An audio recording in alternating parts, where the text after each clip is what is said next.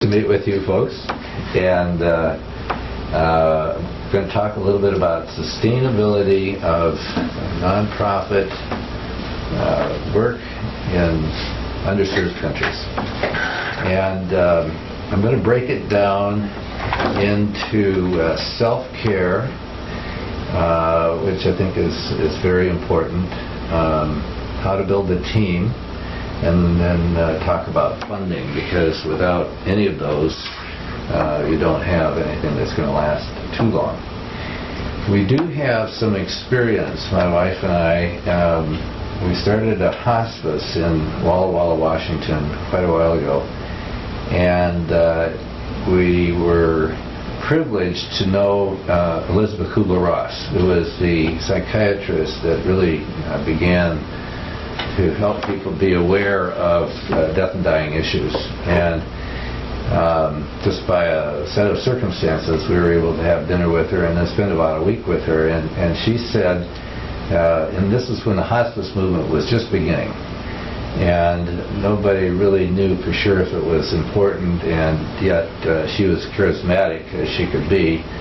And people were starting hospices, but yes, and this was typical in Walla Walla. We had a committee formed that met for 3 years trying to get the money together to start a hospice.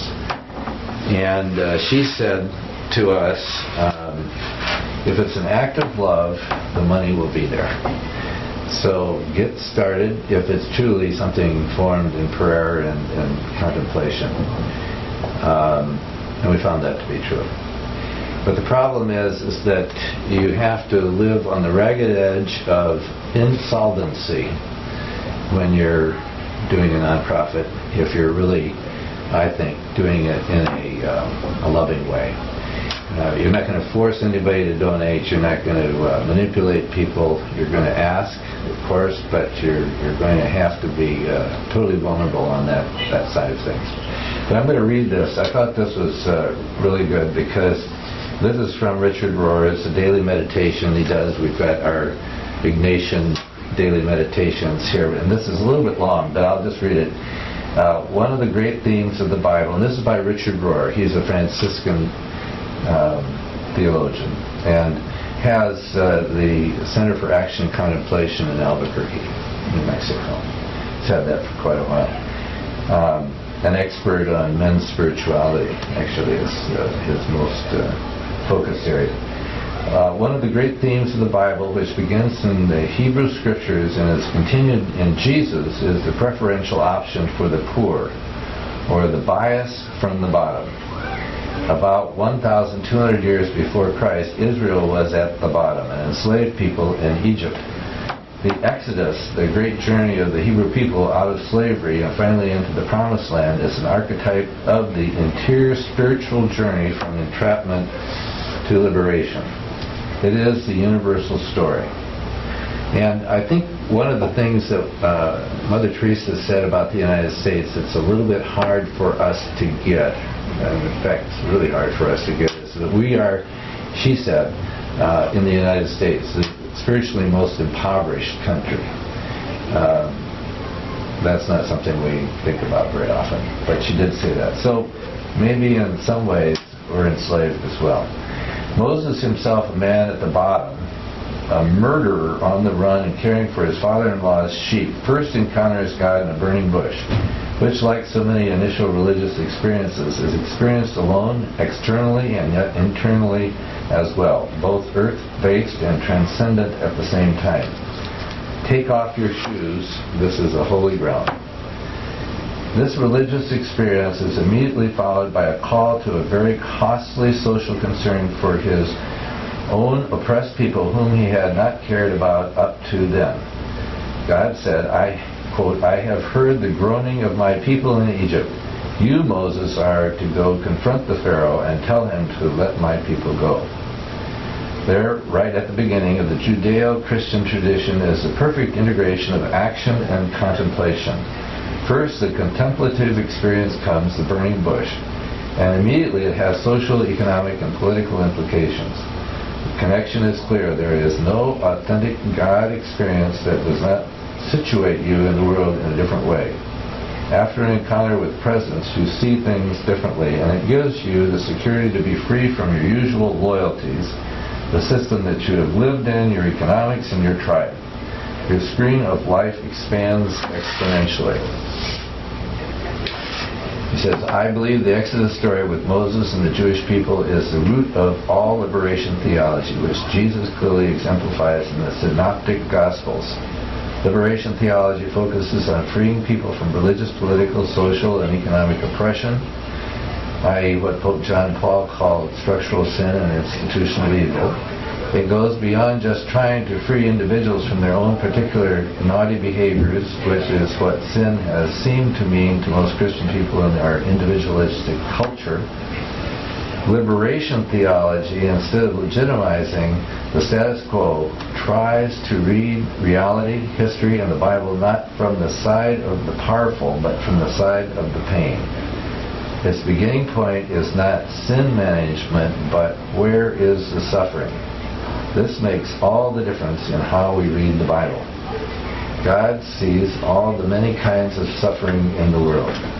The world tends to define poverty and riches simply in terms of economics. But poverty has many faces: weakness, dependence, or humiliation. Essentially, poverty is a lack of means to accomplish what one desires, be it lack of money, relationships, influence, power, intellectual ability, physical strength, freedom, or dignity. Scriptures promise that God will take care of such people because they know they have to rely on God. And I think that's what Elizabeth Kubler-Ross was saying, is if you're going to do this, you've got to rely on God. Maybe it's better the students aren't here because it sounds like a homily or something, but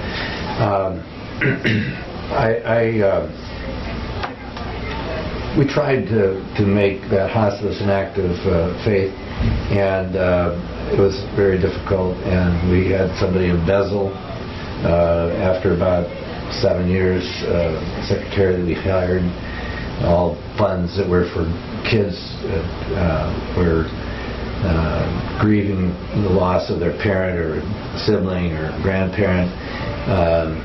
So it was hard. And then there were internal struggles within the group, but gradually it grew. And then we moved because we felt that we needed to tend to our aging parents. So we moved back to Iowa.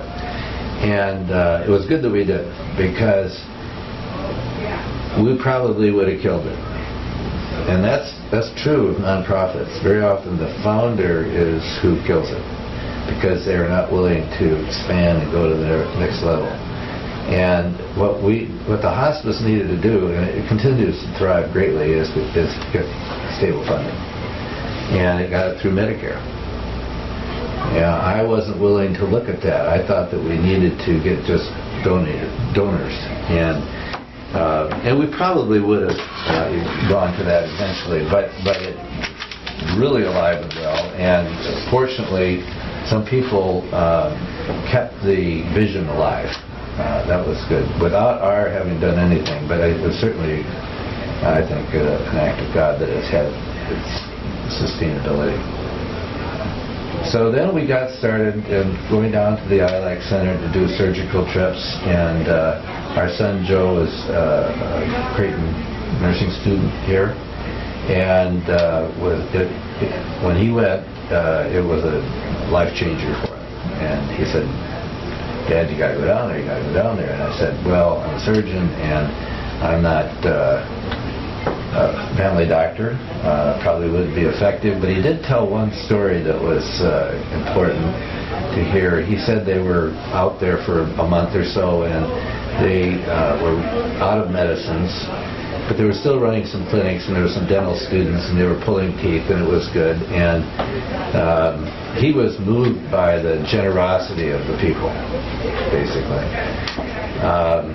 And so he encountered an elderly woman who came, and she wanted her blood pressure taken, and it was sky high, just off the charts.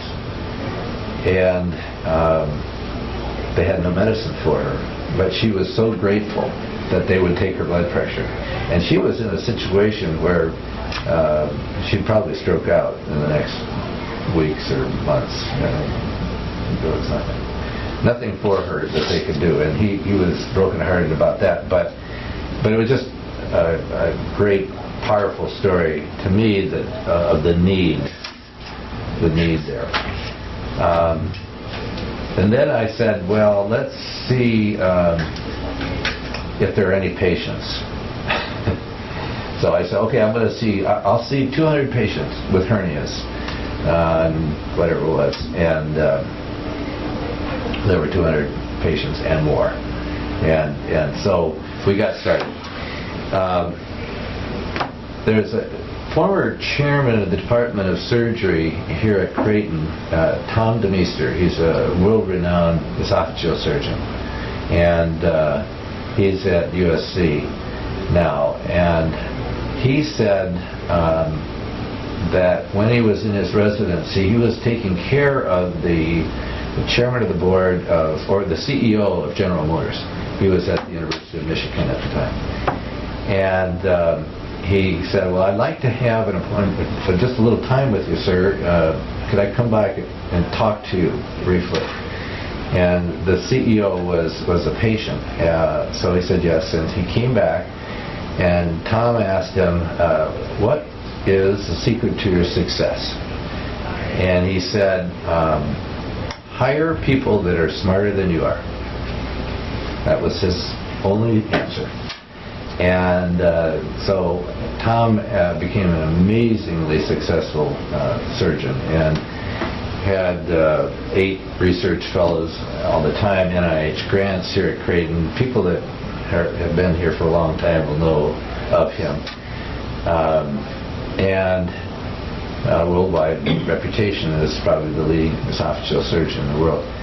And so he exemplified that success. So it seemed to me, okay, we're going to get started with these hernias.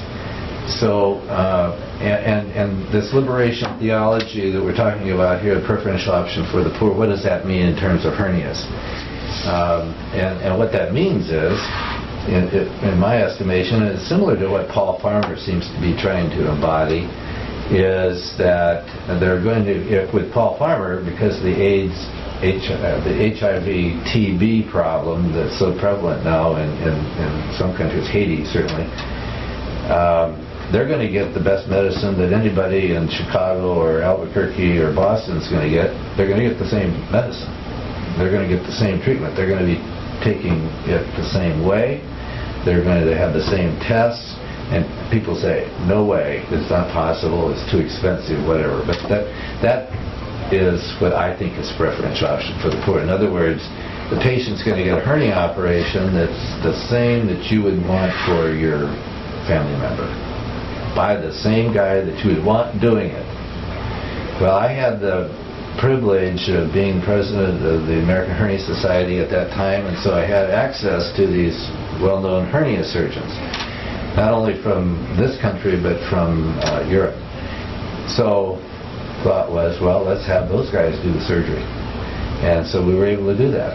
They came, they wanted to come. In fact, there's always been an abundance of surgeons that want to participate. And the Alex Center, the Surgery Center, is great. It's a problem. And the estimation of a lot of the ones that have come, and they've gone in a lot of other places, it's the nicest surgical center for underserved people anywhere. So we were able to start that and get really good people doing the surgery and anesthesia, and you have to have good quality care. When we started, I talked with the powers that be at ILAC, and they said, well, you could do 20 or 30 hernias here in a week. I think you could get it done. And I said, no, we're going to do 120 hernias. No. And so it became apparent that the efficiency of our country is something that they needed. Because in Cabral, which is the main charity hospital in Santiago, which is a city of 1 million people, they do about 80 hernias in a year. And so they had this huge, long waiting list of people with hernias because 1.5% to 2.5% of the population has hernias. So it's common. And it's a serious problem in some patients. We knew that there were a lot of patients after I'd done that one day of examining, and the wonderful cooperatory network makes it possible there. It really, really works. It's mature. There are a lot of, we've encountered other places cooperatories that are a year or two into it, and only 3 or 4 of them. And that, they're just beginning, and so it's not going to be as smooth and as well organized as the one at ILAC. We totally take it for granted, just like we take for granted our water and our electricity here. We take for granted that amazing network of cooperatories there. So there's a lot of benefit to having association with a mature NGO as well, in terms of sustainability, and especially in terms of quality of care. So we started doing the hernias, and the Dominicans kind of got into the idea that we could do this and that we could do it safely, and they understood it, and there started to be some confidence and then some enthusiasm for it. And of course the surgical center had been built for surgery, so it wasn't as if they didn't want us there. They certainly did want us there, but they didn't have an anticipation of the efficiency that could occur when you put 50 Americans together that really want to be there. You can get a lot done, and so, or even 20. So that was going pretty well, and our team gradually got stronger. Another team that we have is with diabetes, hypertension, and using that same principle, I wanted to get somebody that was really talented involved. And there's a doctor here in Omaha, Jocelyn, you don't know him, but he works at One World Clinic, and he's a brilliant guy and really dedicated to caring for the poor. So we've had sustainability, although the program is only 4 years old.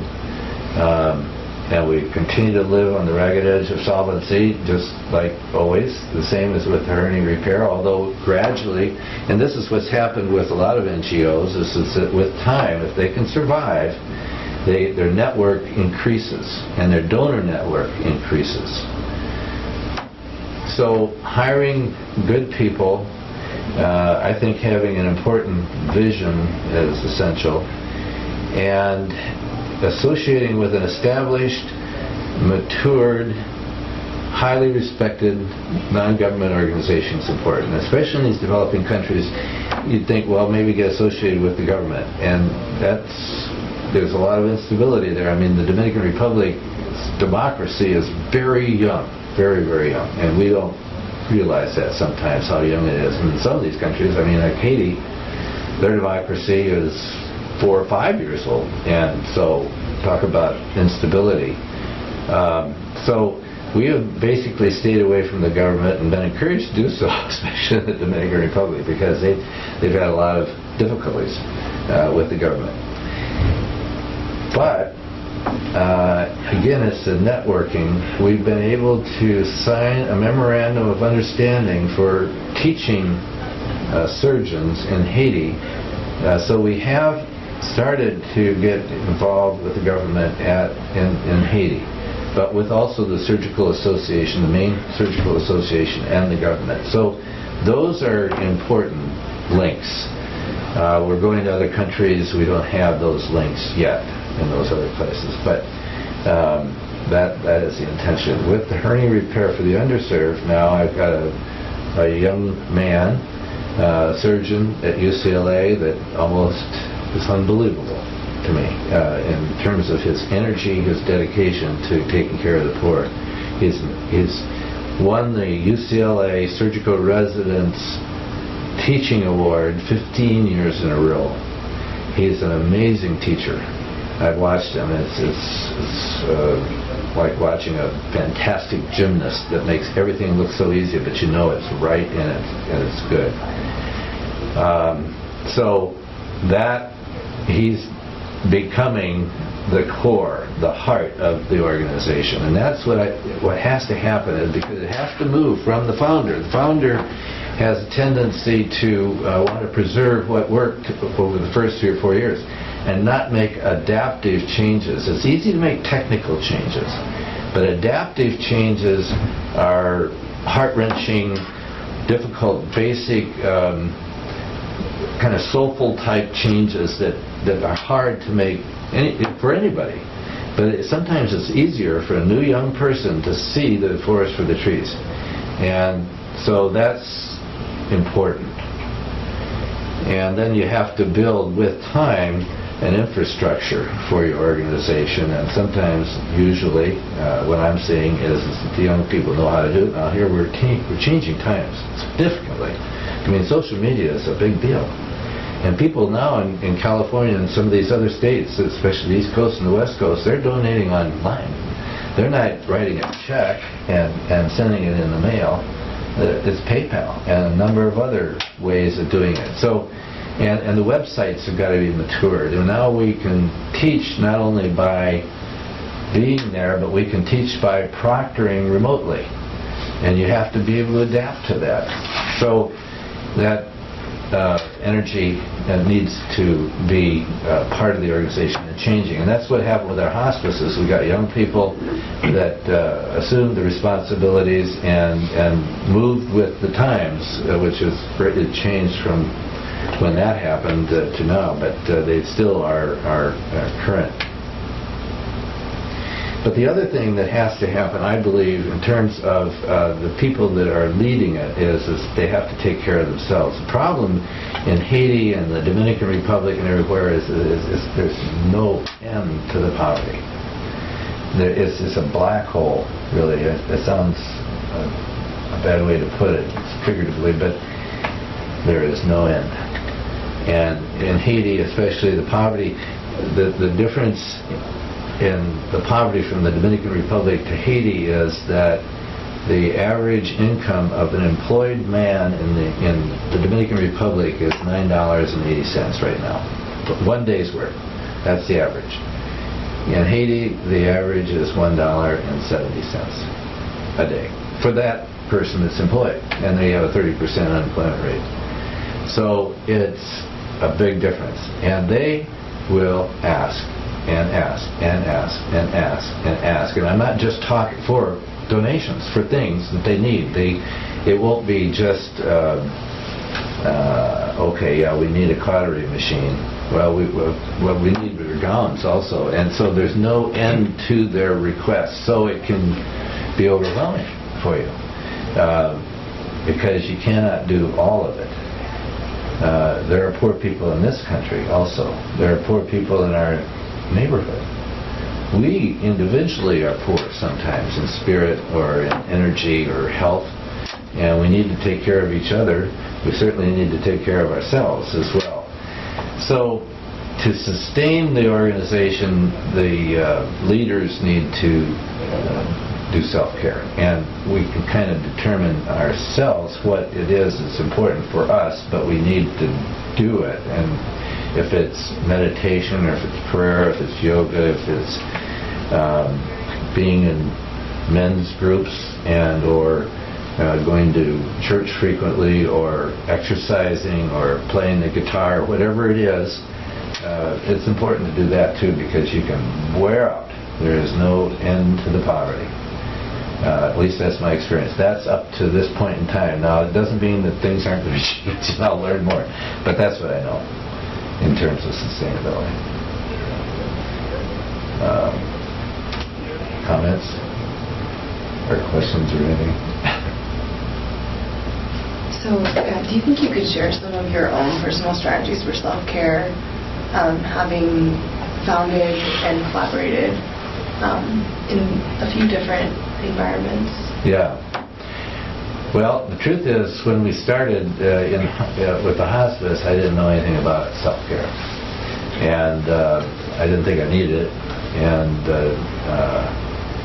and we moved, and that was maybe the biggest self-care that we could have done, because it was really we were very involved And so that lightened the burden, and we felt responsible in doing that because they were good, healthy people to assume the responsibilities. But now we've got a number of different projects going on. So for me, one of the things I have to do is not get up in the middle of the night and work, because I will do that. I used to do that all the time. And I'd get 4 or 5 hours of sleep. And at 74, you can't function very well. I mean, you can do everything. You can get it all done, but you don't do it very well. I don't do it as well as I used to be able to do it. So staying in bed at night, that's one thing.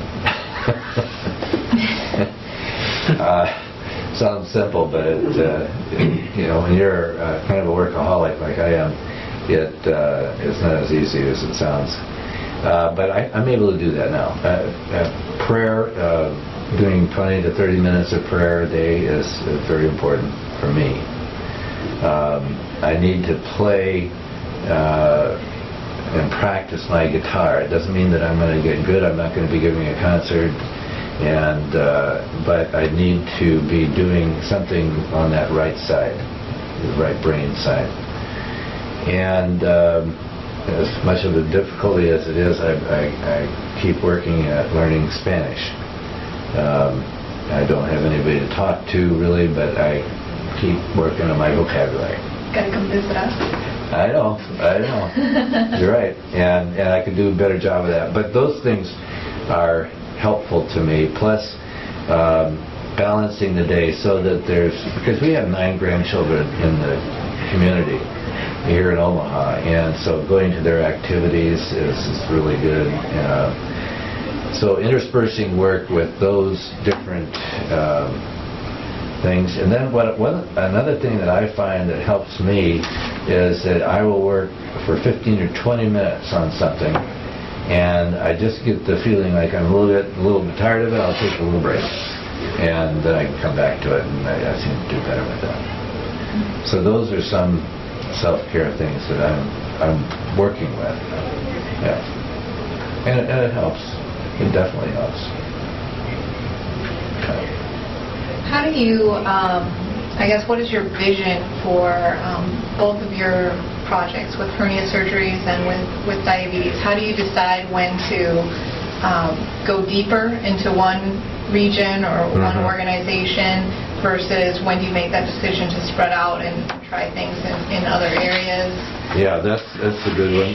We decide to do that when we have enough resources to do it with quality.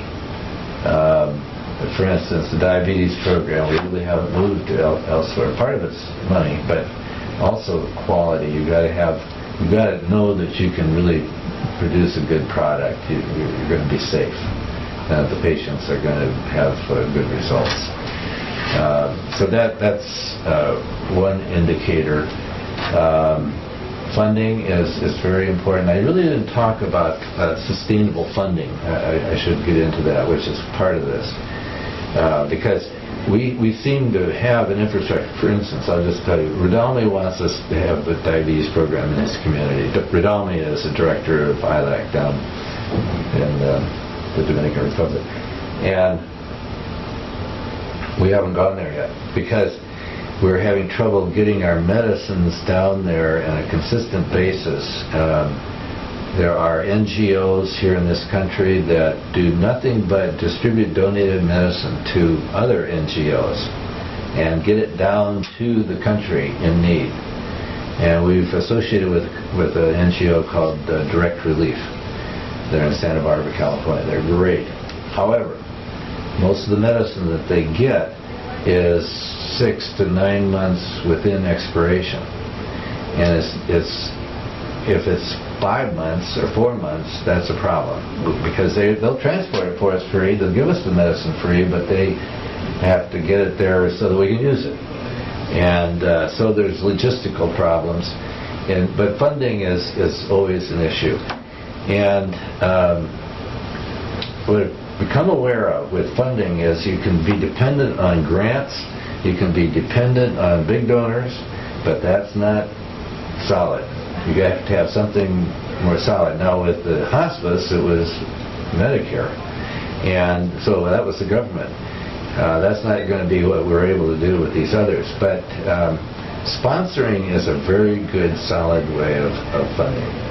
By sponsoring, I mean that with the diabetes program, it's a little bit easier to understand. But so there's some elderly couple that have, and the husband, say, has diabetes, and you do a presentation and you say that here is Mrs. Ibanez in Sabana Ray.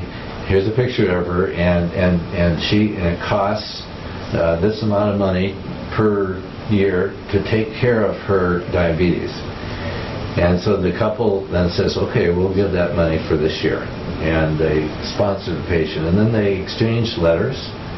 They have to be translated. And the money, usually the older couples will give every month. So there's a lot of bookkeeping related to it.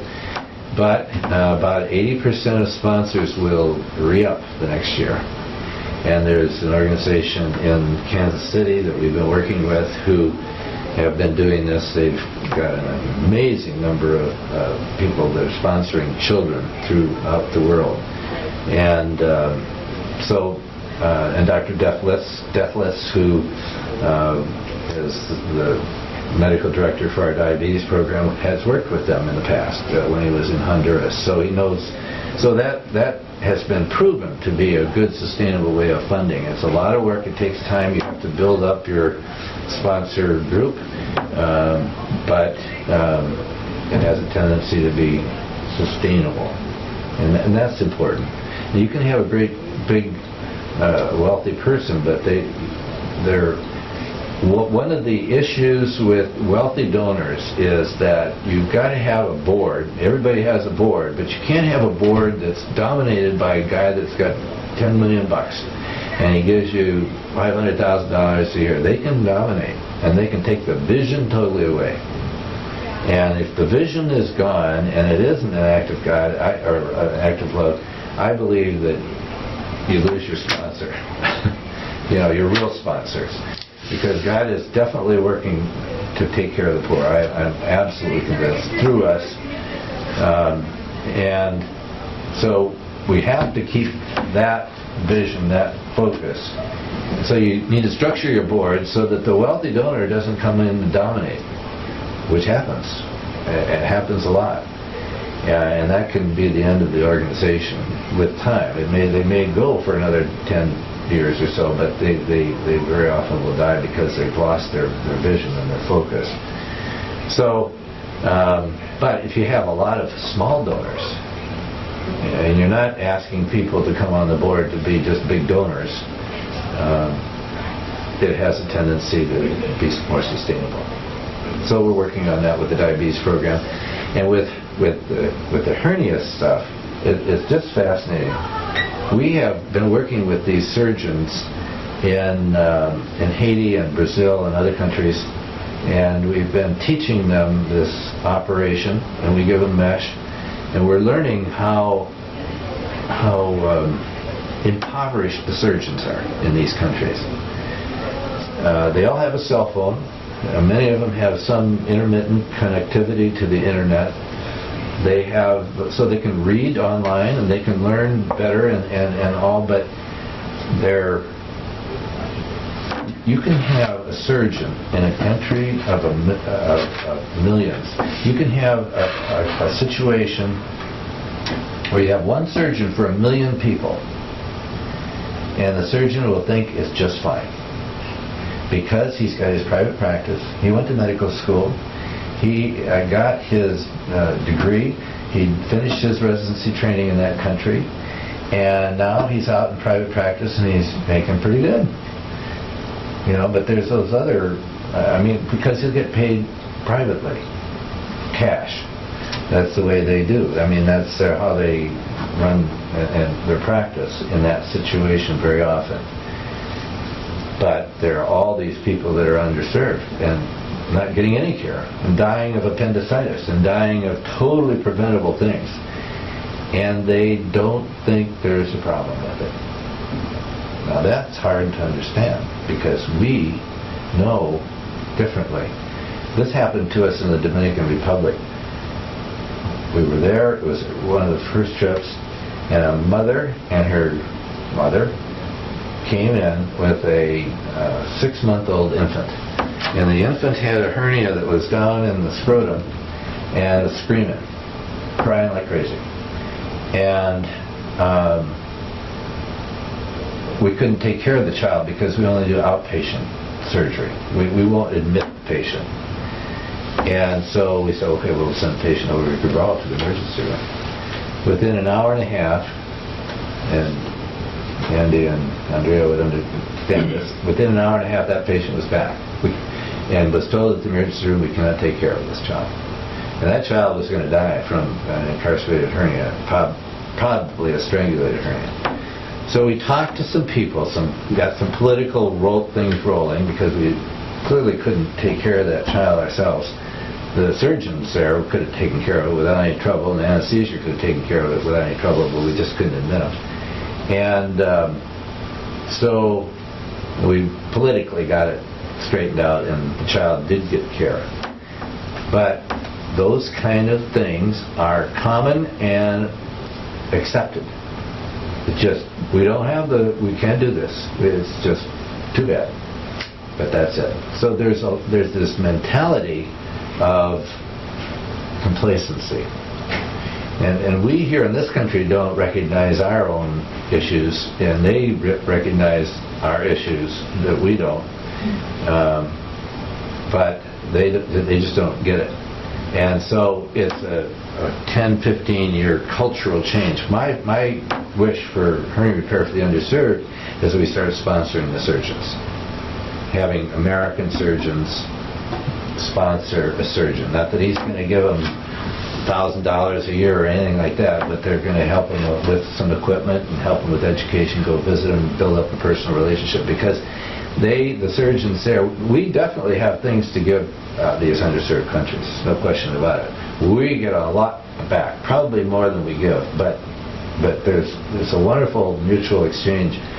But my hope with hernia repair is that from a sustained funding standpoint, we're going to build up a big network of surgeons taking care of these surgeons down in these underserved countries who need education and need to understand better. I mean, their car breaks down, they can't go to the hospital. Sometimes fully trained surgeon,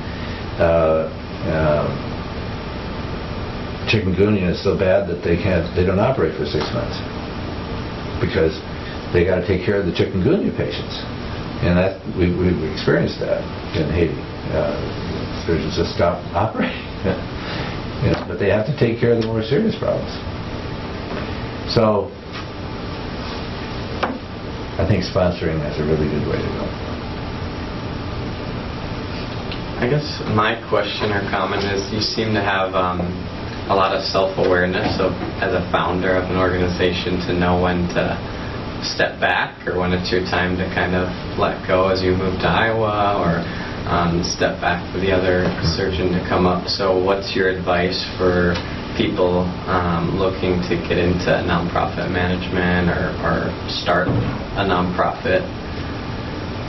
I think you have to have people around you that are not only smart but honest, and also some experienced people. One of the reasons I understand better about this is that I went to a small retreat of this David Chen, who's a surgeon at UCLA,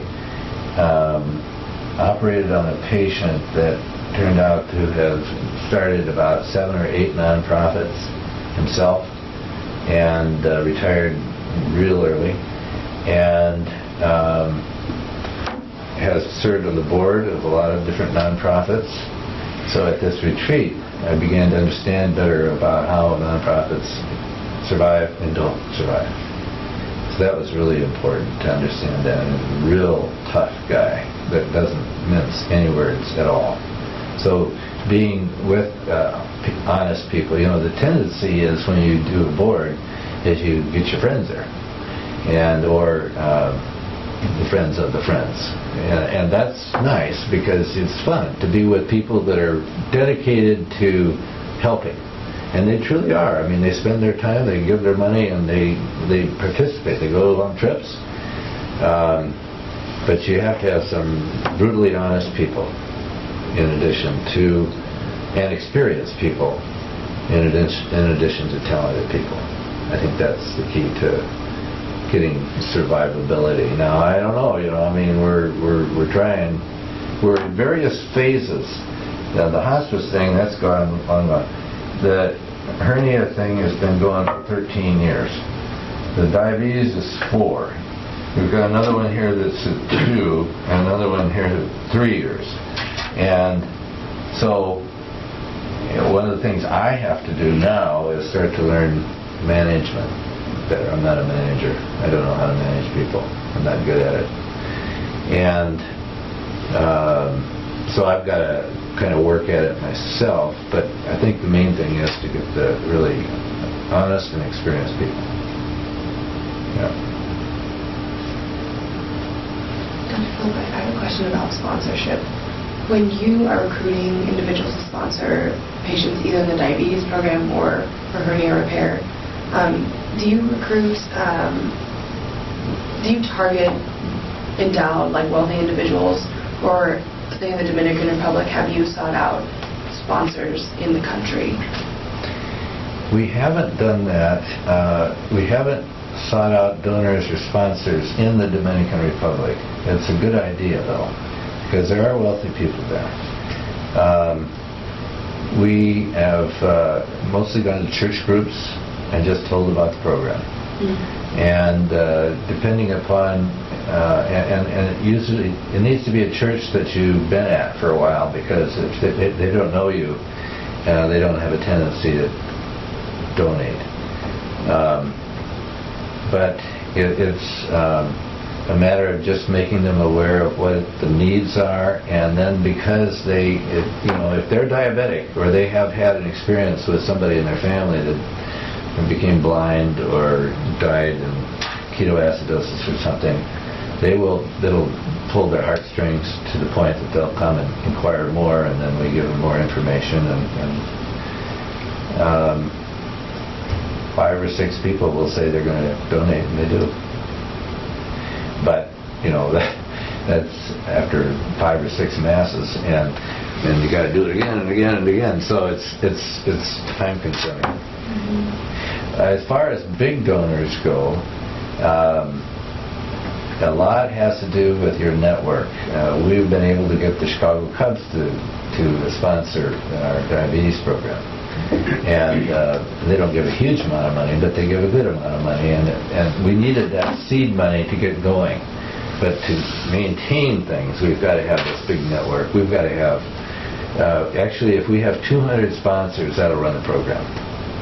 And we've got to get a lot more so that we can go to these other communities. We've got, right now with diabetes, we've got 5 different places that want our program, but we can't. Because we haven't finished maturing the model we have, but also we don't have the funds to go elsewhere. So, yeah. One question. So so I really appreciated the article you read. What sort of formation, or what is your strategy for getting team members coming from so many different places on the same page to have like a unified mission when you're going to support or serve a community, be it in the U.S. or abroad? Almost everybody that really wants or is interested loves this idea about the preferential option for the poor. Doesn't matter if they're Muslim or they're Jewish or they're not religious at all, to say radically that you're going to give the best care to these people that you could give anywhere. People buy into that. And so I love that. I don't know the answer other than that. That's the only answer I have. But it's so... because a lot of people think, I'm going to go down there and I'm going to take my resident and I'm going to teach the residents how to do surgery. No, that's not right. You're going to maybe teach the surgeon by one of the leading educators in the country to do the operation so that they'll do it well. And what we're doing is we're working at doing GoPro camera videos on all the surgeons we've trained so that we see that they're doing the operation correctly. But you have to have that goal of having excellent care, top-notch care, not just, we're going to go down there for those poor people and get some hernias done. It can't be that attitude. That's my belief, and somehow that resonates with people. I think there are definitely groups that do that. I mean, there's a group that does hernia operations, and they identify a place where there's a bunch of people, and they just send people down there, and they do their thing, and who knows what happens. It can be good, and certainly they're out. The one thing I have noticed is that there are a lot of really fantastic NGOs out there that are doing a lot of work and doing a lot of good things, and they're doing it quietly. There are a lot of them. And so I don't have all the answers for sure, but for us at least, that seems to be the vision that people are willing to participate in.